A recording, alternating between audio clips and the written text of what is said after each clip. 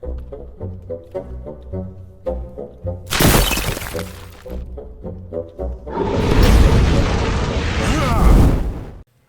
everybody, it's Riff Hornhelm, and I'm back again with another presentation from the Dwarven Vault, and today we have a monster review. And the monster review is yet another dragon.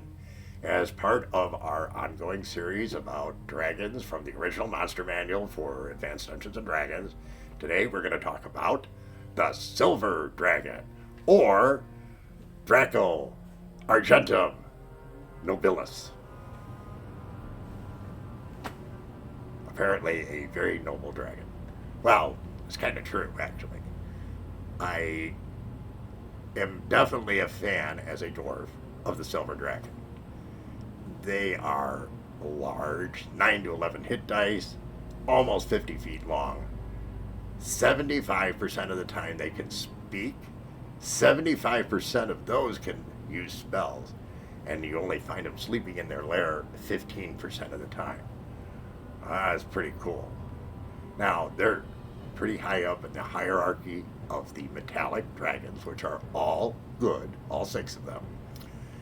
And the Silver Dragon is high enough in the hierarchy to sometimes live in the palace of the King of the Dragons, which is Bahamut, the Platinum Dragon. Normally, they live on mountain peaks and sometimes make their abode in clouds. Another terrain feature, I guess, from Dungeons & Dragons. The dragon is also capable of some pretty nifty stuff. Now, of course, they have a breath weapon. They actually have 2. They can shoot a cone of frost, cold, much like the white dragon can. And they can also shoot out a gas, a paralyzing gas, make your save or you're paralyzed on the spot. Their spell abilities are considerably better than most other dragons. Certainly, they have the innate ability to change into the form of an animal or a human, and they often will spend time spying, watching the world around them, sometimes even traveling with groups, helping them, and of course spending their time undercover, unbeknownst to the people they're traveling with, until it comes to the critical moment when they, of course, can reveal themselves and all their powers. Pretty interesting dragon. Of course, also afflicted with the same problems that all dragons have. They're greedy, avaricious, and if you're going to work with silver dragons, you should make sure that they're well rewarded. They are somebody that, as dwarves, we get along with them pretty well.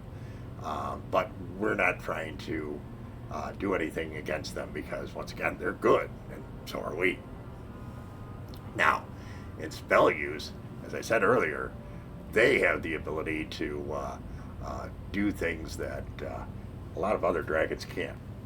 So at the very youngest age, remembering that a dragon has 8 ages that it goes through to determine whether it's young or up through ancient old.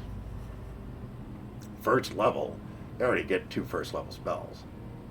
Second level, 2 second level spells. So here there's still a very young dragon and they got 4 spells already. By the time they're done, they'll have 10. And that'll include 5th level spells. That's pretty impressive, and somebody who can provide a heck of a lot of punch if you're on their side.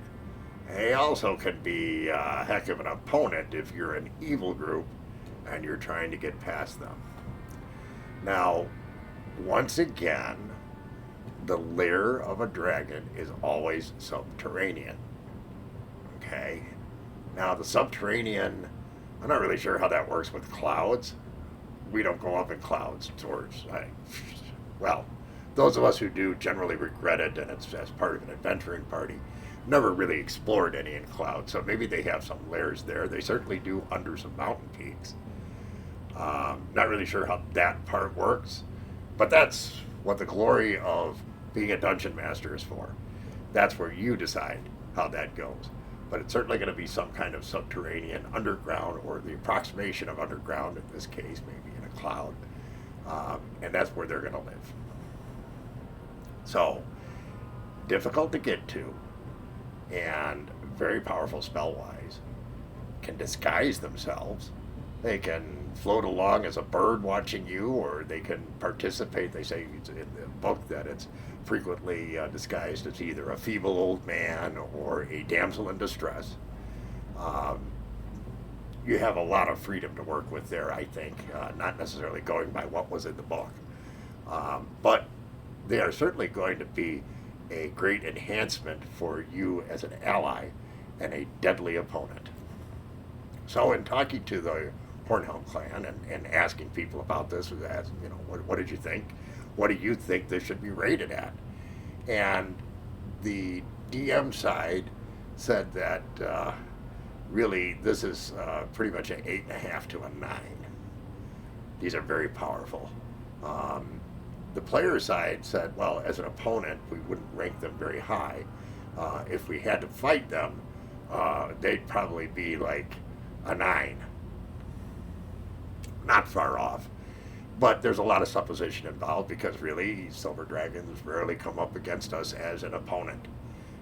Certainly never have for myself in an adventure, except when in one set of adventures when I played an evil character. And yeah, that it did a pretty good job of kicking our party's butt. So the silver dragon is definitely a very intriguing dragon, a very powerful dragon, and one to be wary of if you're fighting it as an opponent, definitely. And one that can be very, very powerful as an ally. I think they're one of the cooler dragons that are out there. Once you get into the higher level, both colored and metallic dragons, they just keep getting cooler. So hopefully that was of interest to you, that you learned something today, and that you enjoyed the presentation. If you did, please consider giving us a like. Think about subscribing. Share with your friends. Leave us a comment. But most of all, come back and see us again real soon. And remember, dwarves rock!